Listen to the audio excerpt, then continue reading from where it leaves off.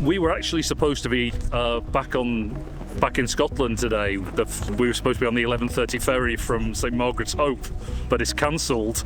So we managed to find some accommodation in Kirkwall for the next couple of days for whilst we wait for a ferry.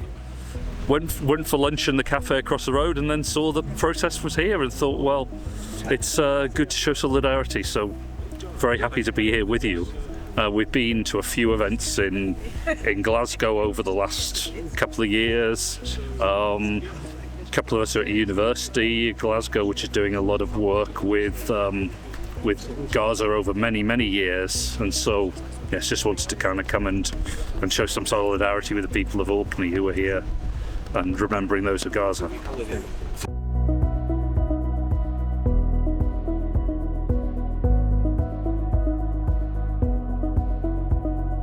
In Glasgow there's been stuff on. We've got to less than we should have done, but we got to some of the events.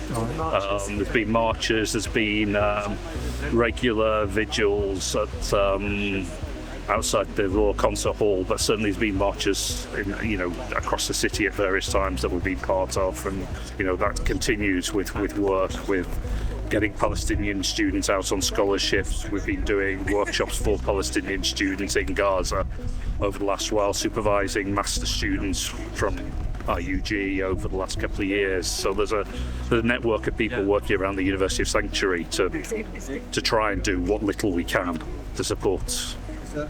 Sounds good.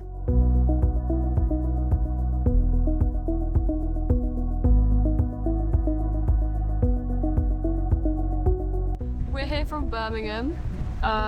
This is our third time year in a row coming to these vigils, because we come back every summer, and I think it's really important to show that there are people all around the world supporting Palestine and thinking of Palestinian people, and then to show all the people from around the world that come and visit Orkney that there is support for Palestine everywhere. I think that's really powerful. Yeah, there are a lot of tourists here, obviously, from the boats quite often, and a lot of them seem shocked to see people sort of politically demonstrating on the island because they come here and they want to see a specific kind of life and a specific aesthetic.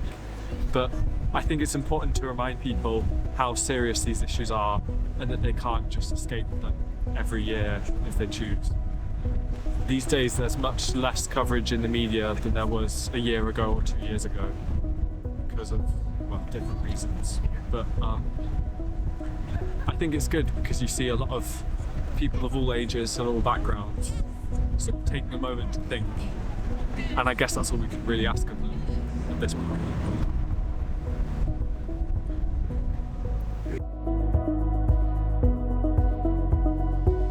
Hello everyone! Thank you so much for coming out today. And thank you to our visitors who are here from England and Glasgow and all over. It's just lovely to have you join us in this cold, windy weather, but for standing up for the Palestinians.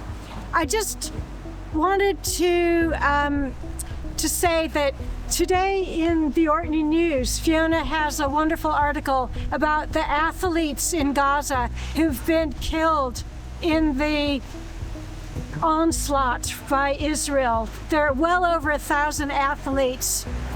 And today in the Guardian, there was a lovely article about a young volunteer who has created swimming pools along the beach with sandbags and rubble so that children in Gaza can learn to swim. And one little girl called Alma, her mother was killed by the Israelis in a bombing in May when there was supposed to be a ceasefire.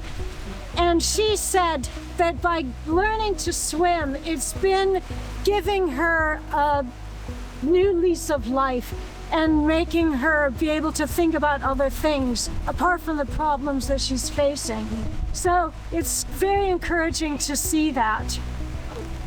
So in Glasgow this week, the Commonwealth Games are going on, and there was a demonstration showing the number of Palestinian athletes who've been killed and getting people to think about, while they are enjoying the games, that people are still being killed in Gaza.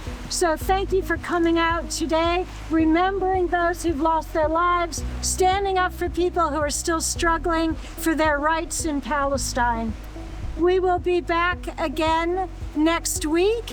And next week, we're going to be starting a new sort of introduction at about 1:10. It will be just to welcome everyone who's here and to explain how we're going to sort of manage these vigils in weeks to come. And that was as a result of the training we had last week with Ashraf from Amnesty, which we all found was very useful and stimulating.